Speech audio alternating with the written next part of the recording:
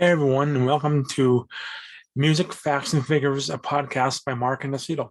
I'm Mark Inesito, and this is my first official podcast under my new name. So, as you may know, a couple of weeks ago, I mentioned I changed my name of my podcast on audio only, called Marco After Darko, which it's kind of humorous and there's a story behind it, but it doesn't make sense. It doesn't follow the line of music, and it sounds kind of raunchy.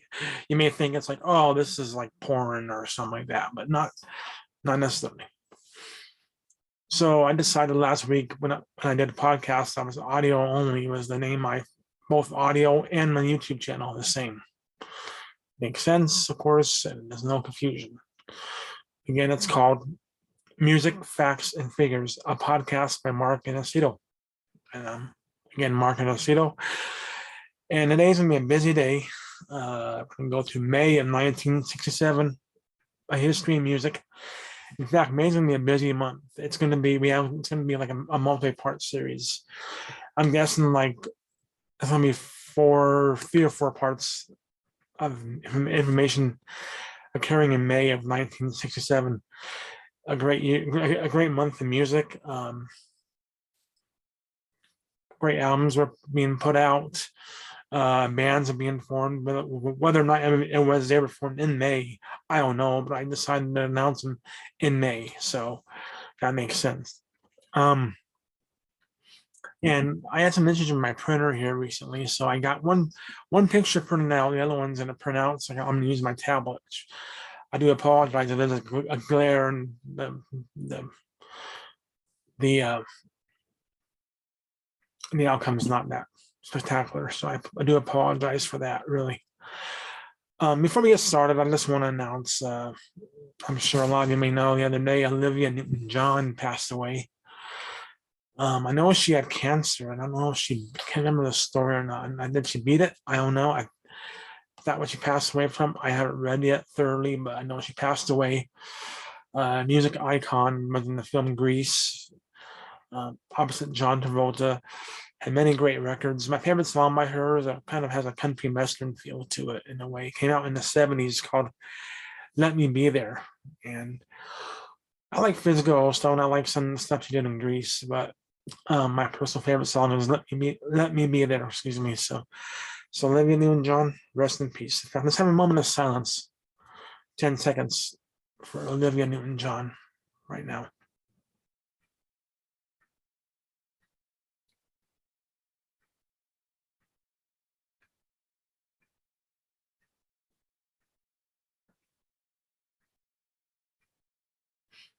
Great talent.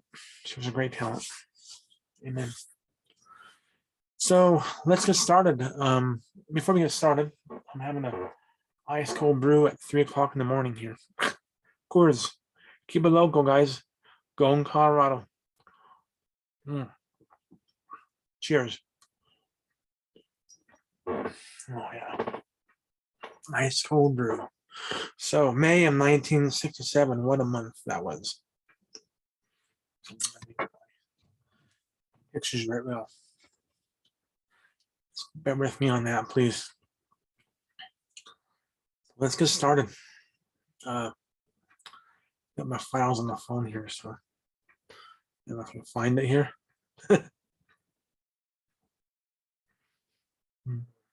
Where are you at? Oh, I know where you're at. I'm excited about this, about May. Okay, before I get started, the sources I use for this podcast, today's podcast, is Wikipedia,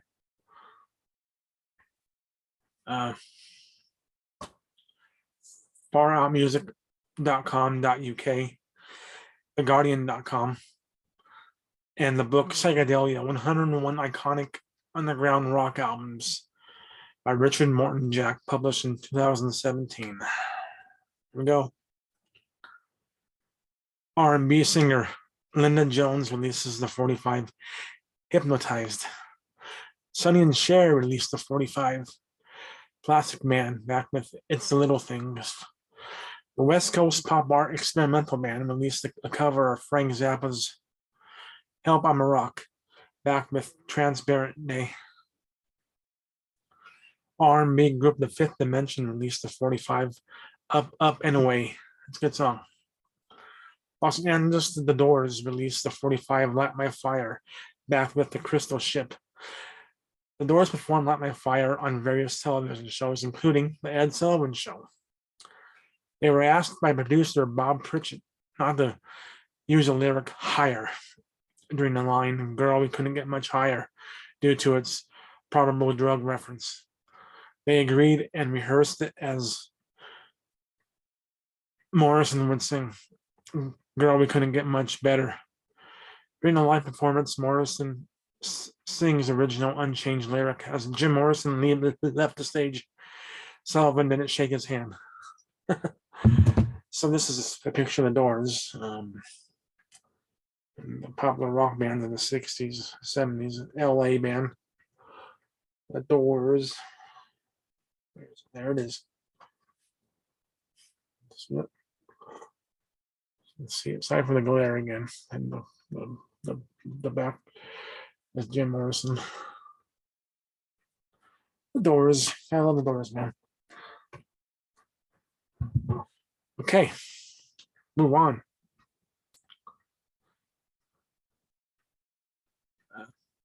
The Big Thing were formed in Chicago, Illinois. In 1968, they changed their name to the city's transportation system for which they were formed, the Chicago Transit Authority. They were a band that combined brass with rhythm instruments. The band was formed by the three brass players, Lee Loughnane, I can't pronounce his name, I apologize for that, trumpet, backing vocals, James Pankow, trombone, backing vocals, Walter Perezader, saxophone, flute, backing vocals. The other members include Terry Kath, guitar and vocals, Peter Cetera, bass guitar and vocals, Robert Lamb, keyboards and vocals, and Danny Seraphine, drums. Great band, Chicago. I mean, well, that's what they became known as Chicago. Because the Transit Authority was too long, so they stuck with Chicago. And yeah, that sounds like a winner to me. This is a picture of them too, of Chicago. Whether or not this is 67, I don't think it is, but Chicago. My favorite member is Terry Kath, the guitarist, and the vocalist, which is right here on the far right there. My finger's kind of pointing at him. He has a great voice, almost as soulful as Ray Charles. And you would think it's Ray Charles singing, but it's him. Great guitarist too. In fact, there's a story about Jimi Hendrix caught them in a show and backstage told him that, hey, your guitarist is better than me. So, humble person, Jimi Hendrix, for you. Okay. Here we go. Newly formed band Traffic from Birmingham, England, released their debut 45, the Middle Eastern influenced Paper Sun. Traffic was formed by Steve Winwood, who had previously left the Spencer Davis Group. Traffic combined sounds such as psychedelia, jazz rock, jazz fusion, and folk rock, along with some Middle Eastern influences as well. Members of Traffic were Steve Winwood, vocals, keyboards, guitar, bass guitar, Dave Mason, vocals, guitar, and bass guitar, and sitar, Chris Wood, flute, saxophone, and Jim Capaldi, vocals, drums, percussion. And this is a picture of Traffic right here. Great band, one of my favorite bands. Steve Winwood, legendary musician that he was.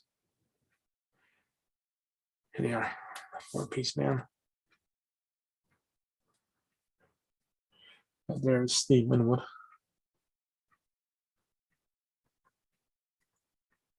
Apologize for the glare and anything else on that. Gotta find a way to make this better because it's not. Okay. Continue. I lost my spot. Okay. May 1st, Los Angeles Band Association released the 45 Windy, May 5th, British band The Kinks released the 45 Waterloo Sunset. May 5th, the Jimi Hendrix Experience released the 45 The Wind Cries Mary, backed with Highway Child. May 11th, Berkeley, California's Country Joe and the Fish released their debut album, Electric Music for the Mind and Body. Formed by Country Joe McDonald, who spent 3 years in the Navy. In 1962, McDonald enrolled at Los Angeles City College as he began to slowly venture to Berkeley. Mid-1965, he formed a duo with guitarist Barry the Fish Melton. McDonald and Melton both became folkies who wanted to get involved more in rock and roll. It was around this period when they teamed up with guitarist, organist David Cohen, bassist Bruce Barthol, and drummer John Francis Gunning and formed Country Joe and the Fish, the band. As the band began rehearsing for the album, they decided to replace drummer John Francis Gunning with Gary Chicken Hirsch. Songs from the album include Flying High, Not So Sweet Martha Lorraine, Deaf Sound Blues, Happiness is a Poised Mouth, which was about McDonald's first LSD trip, the psychedelic instrumental Section 43, Superbird, Love, Bass Strings, The Masked Martyr, and Grace. Superbird was a song written about President Lyndon Johnson. Grace was a tribute to Jefferson Airplane's Grace Slick. Hit Parader magazine was enthusiastic about the album, stating that it was insanely groovy, concluding with everything they do is dynamic and penetrating and really swell. That's so swell. How swell is that? The swell album. It's a pretty good album. I have the vinyl of it, and this is the cover. And the cover kind of shows them live, like on stage, and it shows like the psychedelic lights in the background, which kind of does give you an idea of what a concert back then was like in clubs and stuff. You can tell if you can see the picture. That's the album cover. Various pictures of them playing live before. 4 pictures.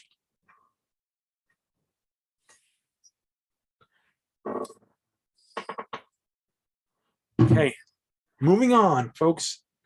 May. Okay. May 12th, British band Tomorrow released the psychedelic 45 My White Bicycle. The song features backmasking effects such as backwards guitar and cymbals. Lyrics to the song was often misheard as some listeners claimed they were singing My Wife's Bisexual. According to Wikipedia, drummer John Twink Outer states the following. The song was inspired by the Dutch Provost and anarchist group in Amsterdam, which instituted a bicycle sharing system. They had white bicycles in Amsterdam, and they used to leave them around the town. And if you were going somewhere and you needed to use a bike, you just take the bike and you go somewhere and leave it. Whoever needed the bikes would take them and leave them when they were done. May 12th, British band Procol Harum released the 45 A Wider Shade of Pale. The song became their most popular song and became one of the anthems of 1967's Summer of Love. The song reached #1 in America in a number of countries. The song features a Bach-derived instrumental melody, soulful vocals, and unusual lyrics. The song's music was written by pianist and vocalist Gary Brooker, who had passed away earlier this year. Rest in peace, Mr. Brooker. And organist Matthew Fisher. The lyrics were written by Keith Reid. The song is in moderate time in C major and is characterized by the bass line moving stepwise downwards in a repeated pattern throughout the song. In classical music, this term is known as ground bass. Matthew Fisher plays a Hammond organ, which is called a Hammond M102. There was some similarity in Fisher's organ line in Johann Sebastian Bach's Air from his orchestral suite No. 3. Bach Works Catalog 1068. The air on a G string. According to Wikipedia, Gary Broker commented on the composition in an interview in Uncut magazine. If you trace the chordal element, it does a bar or two of Bach's air on a G string before it veers off. That spark was all it took.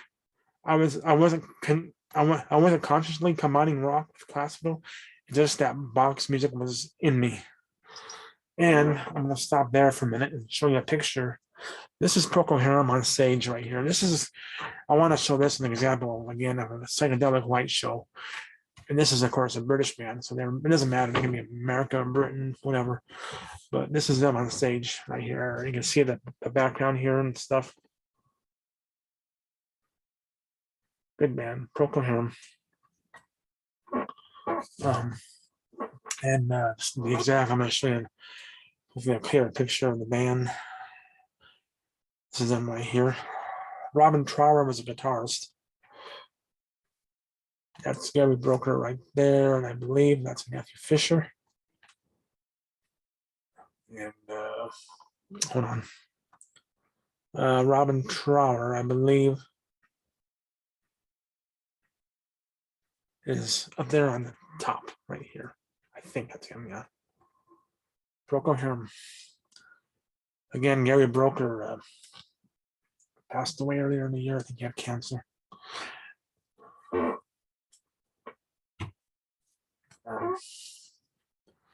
Anyway, let's continue. Wait, here's an article I want to read. So I'm going to jump to an article now found on theguardian.com website. Pull it up here. I'll read it. Hard time trying to find it. Okay, it's titled "With a Wider Shade of Pale, Gary Broker Accelerated Pop's Future at Warp Speed" by Alexis Petridis. I'm probably getting his name wrong, and I apologize for that. Recorded in 1967 and instantly acknowledged as a classic, Procol Harum's strange masterpiece was an unrepeatable piece of popular magic. And this is written Wednesday, February 23rd, 2022.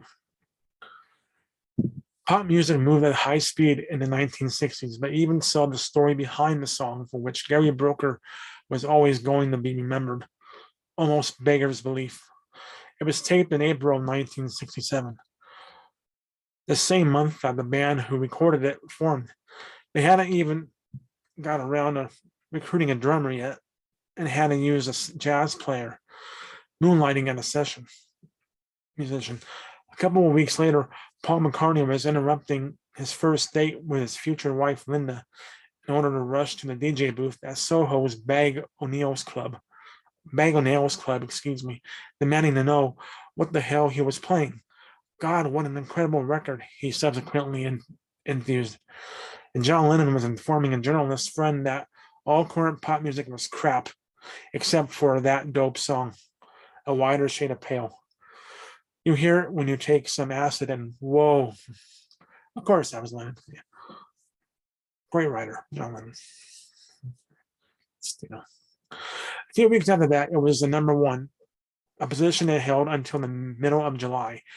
You do wonder how incredulous Broker must have felt. He had only started Procol Harum as a last resort. He had left the minor R&B band, the Paramounts, with the intention of becoming a full-time songwriter, only to discover that no one wanted to buy the songs he had written. With lyricist Keith Reid, so he would have to sing them himself. And now here he was, less than 2 months later, on top of the pops and feted by the Beatles as a vanguard of pop. A Wider Shade of Pale caused so much commotion that the effect was discombobulating. Procol Harum organist Matthew Fisher once recalled being mortified after they were parachuted into a headlining slot over the Jimi Hendrix Experience when we weren't 1/10 as good as him. Perhaps it was just as well he didn't know that on the other side of the Atlantic, Brian Wilson and the Beach Boys, in the throes of mental collapse, on the verge of abandoning his latest opus, Smile, had taken A Wider Shade of Pale as another signal that he was finished. I was so sensitive from the dramatic organ sound that I thought it was my funeral tune, Wilson later recalled. It was one of rock history's great lightning in a bottle moments. A Wider Shade of Pale was completely, excuse me, of the moment. The psychedelic era was all about opening new vistas in pop music, and if there was one thing everyone agreed on, it was that they had never heard anything like it before, while also harking to pop's recent past and pointing towards the future. Broker's vocals spoke loudly of the hours he had put in touring the R&B clubs, belting out covers of Solomon Burke and the Impressions for the nation's mods, and the tune's allusions to Bach and its dense, elusive lyrics open to wild interpretation presaged the arrival of progressive rock.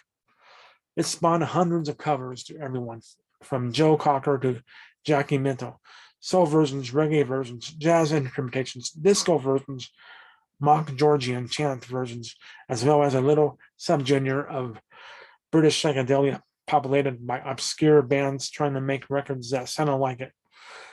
Meditations by Felis and Romania, Reputation by Shy Limbs are two examples prized by psych collectors. The chances of a band walking into a studio for the first time and immediately recording one of rock's impermeable classics, 10 million copies sold, by the way, are incredibly slim. The chances of them subsequently repeating that feat are almost non-existent. Procol Harum certainly didn't, which isn't to say that the rest of their or sorry pales in comparison. Their follow-up, Hamburg, was a fantastic song in its own right, which pulled off being audibly cut from similar cough to their first hit, stately pace similarity, haunting more imponderable lyrics with sounding like a Craven imitation. Their eponymous debut album was impressively varied, leaping from the southern soul-infused Something Following Me to the epic closer Repent War Purgers. I'm getting that right. If they had included its accompanying singles in place of some more whimsical filler tracks, it might have been more regularly hailed as one of the great albums of the psychedelic era. It's actually a great album. I had the CD of it, so that's a good album. Anyway, Shine On Brightly from 1968 was patchier. And the sidelong suite in Hail 'Twas In I saw them pressing relentlessly forward into the prog rock era. Its Fox Music Hall interludes, bass solos, and ridiculous sitar accompanied spoken word passes suggested a band trying a bit too hard, and it failed to even make the UK charts. But the following year's A Salty Dog was fantastic. Prog that kept its pretensions in check. It was filled with superb songs, not least the beautiful title track. They proved surprisingly adaptable. Matthew Fisher's organ was obviously a key part of their sound, but when he left the band, he subsequently sued for a songwriting credit on A Wider Shade of Pale. They pivoted to a tougher, harder rock sound, leaning more on the talents of guitarist Robin Trower.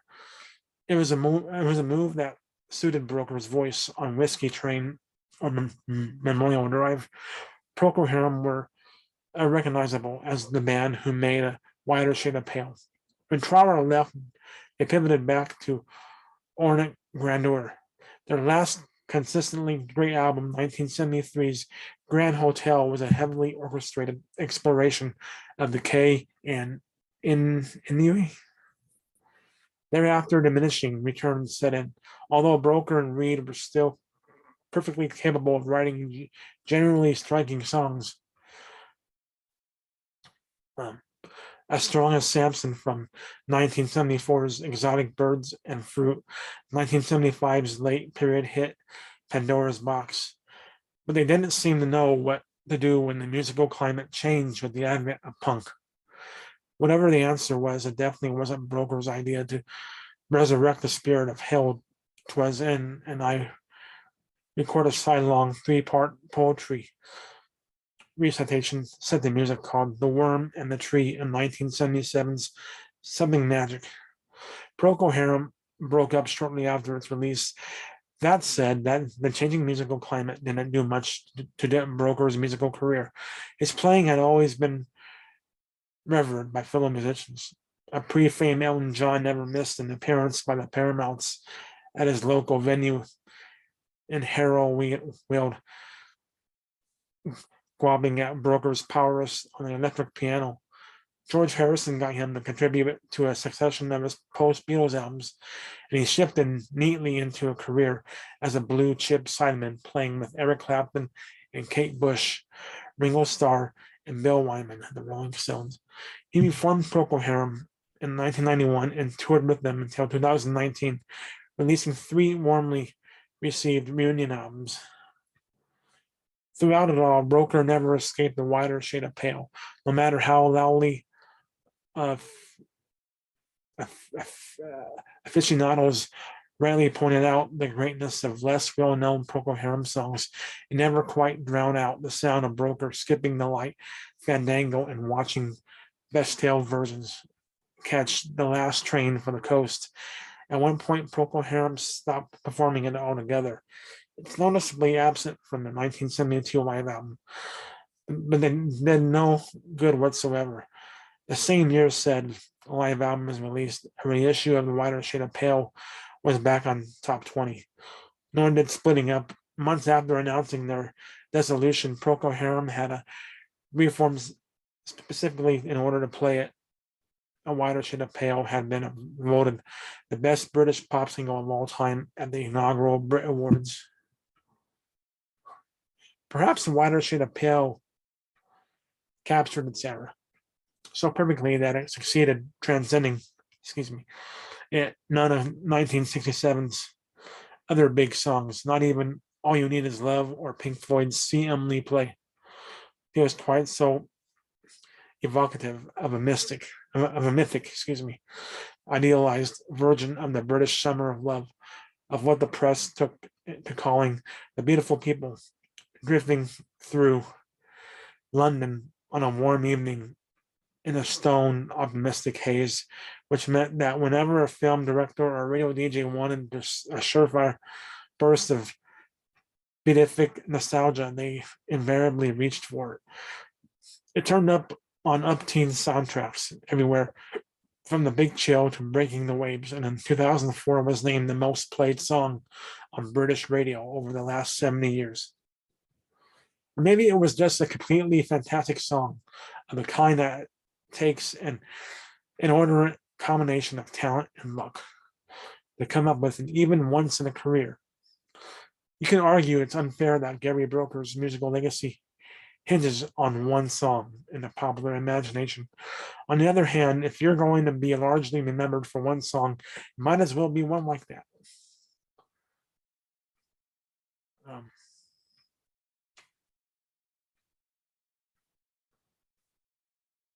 That's all. That's it. There was some other stuff in there. I'm not sure that's it. Good article. It's hard for me to make eye contact with the camera because I'm using my phone for this and I'm trying to hold it up. So, anyway, let's move on.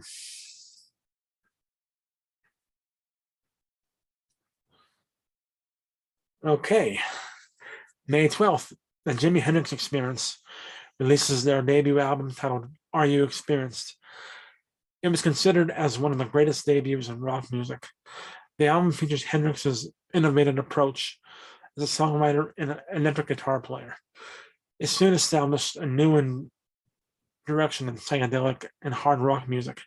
The album's title track features a backwards guitar and drum parts along with a repeated piano octave. The song is largely based on one chord and has a drone-like quality similar to that of classical Indian music. Third Stone from the Sun has a space-like theme. It contains interaction between Hendrix and producer-manager Chas Chandler that slowed down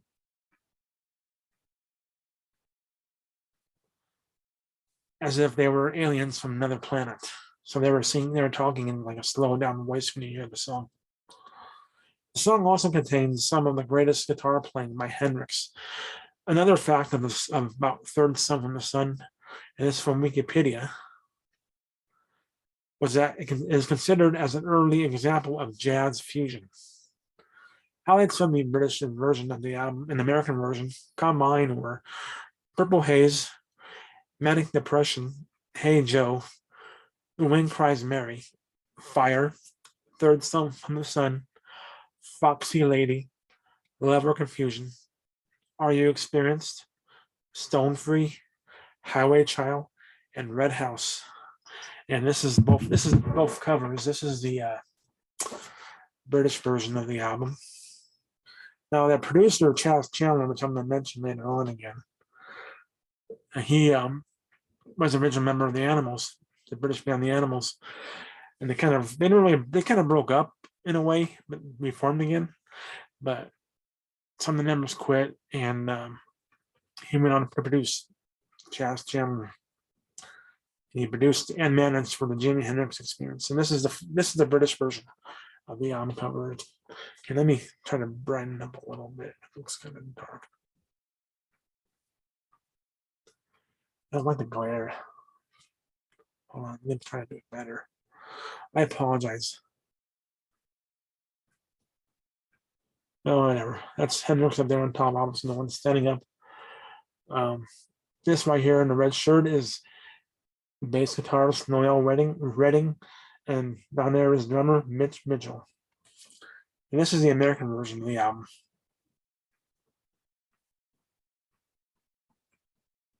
Yep. Jimi Hendrix Experience. Are You Experienced? Okay, not necessarily stoned, but beautiful. May 12th, British band Pink Floyd play a concert at London's Queen Elizabeth Hall, titled Games for May. The concert marked the debut of the use of the band's quadraphonic surround system.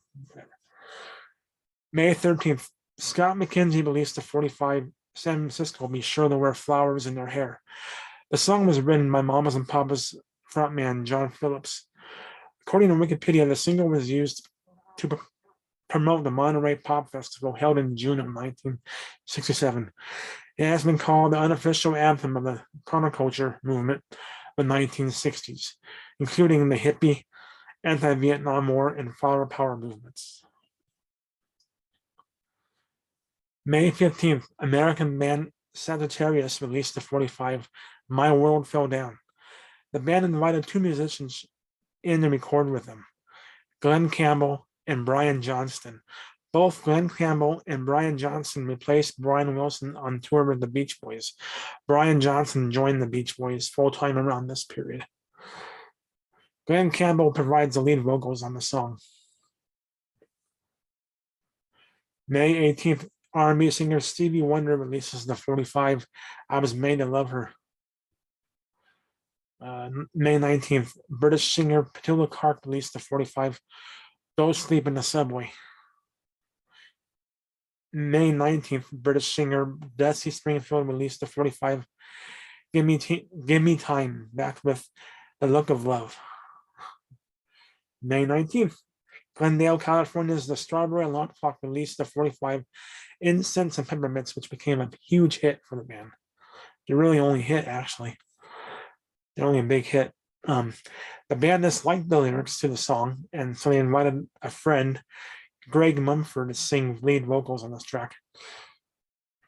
It became the band's biggest hit and one of the popular songs during the Summer of Love. May 19th, Eric Burdon and the Animals released the 45 When I Was Young, backed with a girl named Sandoz. The band was a reformation of the original Animals, releasing hits such as The House of the Rising Sun, We've Got to Get Out of This Place, and Don't Let Me Be Misunderstood. Keyboardist Alan Price left, and bassist Chas Chandler went on to manage and produce for the Jimi Hendrix Experience. Um, the Monkees released their third album, Headquarters. It was the first Monkees album to feature prominent instrumentation and songwriting by the group itself. May 25th, blues singer guitarist Albert King released the 45 Born Under a Bad Sign. May 26th, British band The Hollies released the 45 Carrie Ann. May 26th, the Mothers of Invention released their second album called Absolutely Free. Wikipedia's overview of the album goes as follows. The album's emphasis is on an interconnected movement, as each side of the original vinyl LP comprises of a mini suite. It also features one of the most famous songs of frontman Frank Zappa's early career, Brown Shoes Don't Make It, a track which has been described as a condensed 2-hour musical. In the book, Necessity Is, former Mothers of Invention band member Ray Collins said that Absolutely Free is probably his favorite of the classic Mothers albums. Wikipedia's description of the music goes as follows. Classic People begins with a mock introduction of the President of the United States, who, along with his wife, can only recite the opening notes to Louie Louie. Louie Louie is often interpolated in Zappa's compositions. Other examples appear in the Undermeat and Yellow Shark albums, among others. And when Zappa first began performing Classic People around 1965, the words were set. Sorry, I lost my article here.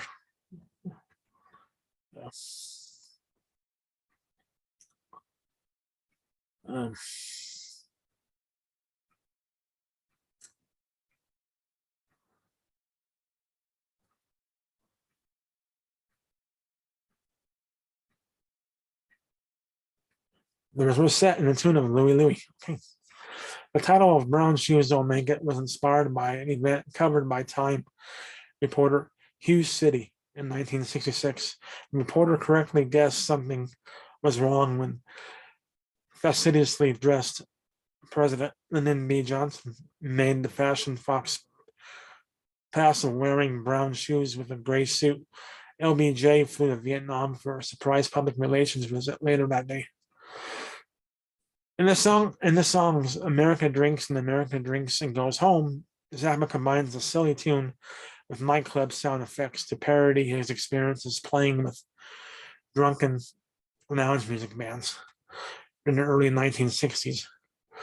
Other songs recorded soon after that use the same kind of idea, including On With the Show by the Rolling Stones, released in 1967, My Friend by Jimi Hendrix, recorded in 1968, but released in 1971, and You Know My Name, Look Up the Number by the Beatles, recorded in 1967 and 69, but released in 1970. The track listing goes as follows. This is the track listing, y'all. I'm gonna find it. Okay, side 1, Absolutely Free, number 1 in a series of underground oratorials. Classic People, The Duke of Prunes, Amnesia Device, The Duke Regains His Chops, Call Any Vegetable, Invocation and Ritual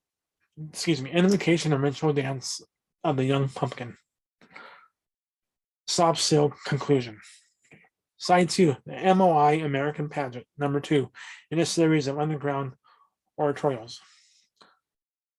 America Drinks, Status Back Baby, Uncle Bernie's Farm, Uncle Bernie's Farm, Son of Susie Cream Cheese, wow, Brown Shoes Don't Make It, America Drinks and Goes Home. Mad the City of It. It's good album. It's a pretty good album. It's funny. It's Frank Zappa. And this is the cover right here. I'm going to show it to you. Frank Zappa, The Mothers. That's Frank Zappa on the mustache.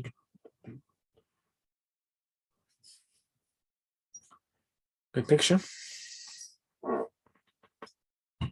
Okay, moving on to May, baby. This is May. Wait.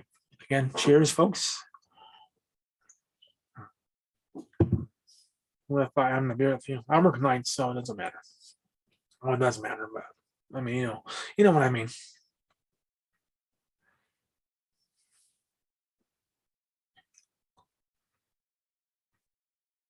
Okay. Oh, here we go. May 26th, the Beatles released what many people call their masterpiece album, Sgt. Pepper's Lonely Hearts Club Band. And this is the famous cover. I'm sure you've all seen it before, but my job as a podcaster, I'm going to show it to you. Oh, by the way, I got a picture to show off. But this is the where's the last one, I think. Aha. You know this cover, right? Again, I'm sorry for the glare. You know, when I do this podcast, you can pull them up online yourself. I'm not to tell you what to do. I'm just saying, you know, you can do that and kind of follow on or whatever. But that's the album cover. The best shot I can get of the album cover. And lastly, before I go, this is the picture I want to show now about that concert that Pink Floyd held. They used their quadraphonic sound, stereo surround sound. That's Pink Floyd back in '67.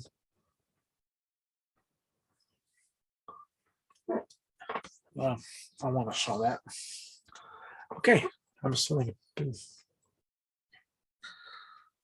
And lastly, May 27th, Los Angeles band The Byrds released the 45 Have You Seen Her Face? The song was written and lead sung by bass guitarist Chris Hillman. And that's all I have for this first part of May.